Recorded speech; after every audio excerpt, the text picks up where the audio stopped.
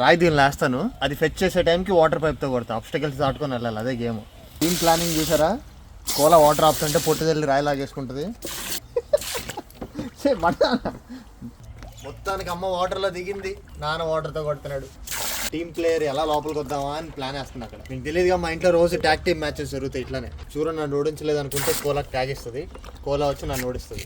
చూసారా, బాడీ మొత్తం అడ్డు పెడుతుంది కవచం లాగా, కాపాడేద్దామని. ఒక ప్లానింగ్, ఒక విధానం, ఒక విజన్. దీనికి పాదానికి రాయి టచ్ అవుతుంది కానీ చెట్టి ముక్కు కదా చూరది, నీళ్ళ లోపల నుంచి లోపల పెట్టి తీలేకపోతుంది.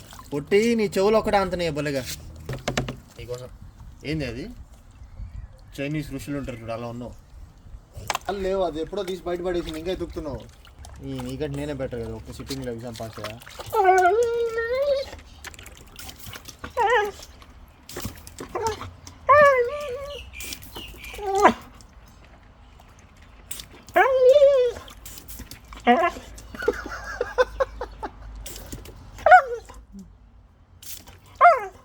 ఉన్నావే అంట్లో కొబ్బరి పీచ్ లాగా. గేమ్ అంతా అయిపోగానే సిట్ అని చెప్తే కూర్చుంటుంది, పా అంటే పా ఇస్తుంది. ఇంకా తుడిచేసి వెళ్ళిపోయే ముందు చిన్న గేమ్ ఆడిపించి పంపించా.